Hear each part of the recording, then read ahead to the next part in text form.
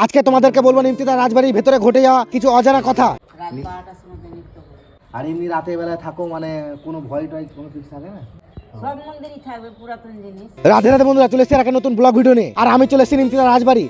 আর আজকে তোমাদেরকে এই রাজবাড়িটা ভেতর থেকে ঘুরিয়ে নিয়ে আসবো। আর আমার সাথে যে ছেলেটা দেখতে পাচ্ছ, এই হচ্ছে কিষান। এই নিয়ে যাবে আমাকে ভেতরে ঘুরাতে। তারপর আমরা চলে এসেছি এখন রাজবাড়ির ডান সাইডে। আর এই সাইড থেকে তোমরা দেখতে পাচ্ছ রাজবাড়িটা পুরো ভেঙে গেছে। আর এই রাজবাড়িতে আছে পুরোনো একটা গাড়ি। আর যেই গাড়িটা এখন এইরকম অবস্থা দেখতে পাচ্ছ, তো আমরা যখন ছোট ছিলাম এই গাড়িটা পুরো অবস্থায় ভালো ছিল। আর সামনে যেই তোমরা ব্রিজটা দেখতে পাচ্ছ, এটা হচ্ছে রাজার আমলের ব্রিজ, যেটা এখনো দাঁড়িয়ে আছে। আর এখনকার ব্রিজগুলো সব মাটির সাথে মিশে যাচ্ছে। তারপরে চলে এলাম আমরা নিমতিতা রাজবাড়ির পুকুরে। আর এই পুকুরে একটা জিনিস কি, জীবনে কোনোদিন এই পুকুরে জল শুকায় না। এবার ঢুকবো আমরা রাজবাড়ির ভেতরে। আর আজকে সায়নটাকে নিয়ে এসে ভিডিও শুট করে দেওয়ার জন্য। আর এটা হচ্ছে রাজবাড়ির পেছন দিকের গেট। আর আমরা ভেতরে ঢুকে গেলাম। আর দেখো ভেতর থেকে পুরোটা ভেঙে গেছে। আর সামনে একটা অ্যান্টেনা লাগা আছে। তার মানে বুঝতে পারছো তো তোমরা এই রাজবাড়িটা কত পুরনো। আর এই সামনে একটা বাসের হাওড়া ব্রিজ করা আছে এই পার থেকে ওই পার যাওয়ার জন্য। তারপর আমরা ব্রিজটা পার করে চলে এলাম নাট্যকি মহলে। আর ভেতর থেকে বাড়িগুলো দেখো পুরো ভেঙে গেছে। এখন শুধু এগুলো সাপেরই ঘর। আর এরকম যে উঠোন দেখতে পাচ্ছ, এই রাজবাড়িতে এরকম উঠোন 6টা আছে। আর এবার চলে এসেছি আমরা এই রাজবাড়ির জেলখানায়। আর এই যে ঘরগুলো দেখছো এগুলো সব জেলখানা। তা এখানে ভেঙে গেছিল, তাই গেটটা রিপেয়ারিং করা হয়েছে। তারপর আমরা চলে এলাম মেন জায়গায়, যেখানে রাজারা ফাঁসি দিত সেই জায়গাটাতে।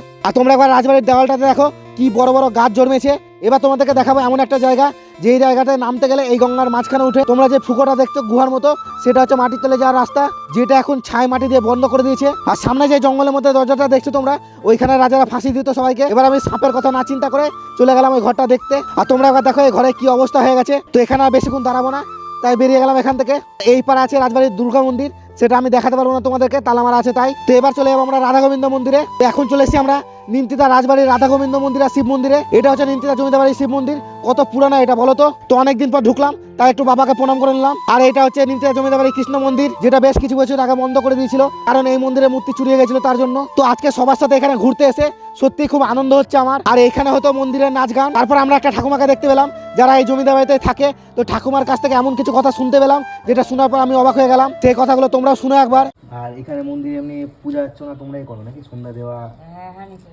ও তুমি করো? হ্যাঁ। আর এমনি রাতের বেলায় থাকো মানে কোনো ভয় টয় কোনো কিছু থাকে না? না আলা টালা জ্বলে না সব। আগে ভয় লাগতো, এখন মানে আগে ভয় লাগতো, এখন আর হয়তো সেরকম কিছু নেই নাকি? আচ্ছা না থাকা হয়। দেখি তো আমি বলবো না। আমি মানে তাই না মানে আছে বুঝতে পারো নাকি? আমি বুঝতে পারি। বুঝতে পারো আছে। সব মন্দিরই থাকবে পুরাতন জিনিস, ওকে থাকবে না হ্যাঁ হ্যাঁ পুরাতন জিনিস তো। ওকে। মানে আর না বলাটাই ওই যে- better। ওই যে- আর এমনি এমনি এমনি তুমি ওই মানে ভূত টুতের ব্যাপারে কিছু বুঝতে পারো? ভূত টুত না মানে শুনেছি আমরা ছোটবেলায় জমিদার বাড়িতে আগে কেউ কাঁদতো, এইসব কিছু এখন কি এরকম কিছু আছে যে কেউ কান্না করে রাতের বেলাতে? কান্দা করে শুনছি যে আগে আগে তো আগে যেটা গোদাহারা সেগুলা তো তো কান্দতো। কাঁদতো হ্যাঁ মানে এখন আর সেরকম কাঁদে না? না রাত 12টার সময় নৃত্য করে।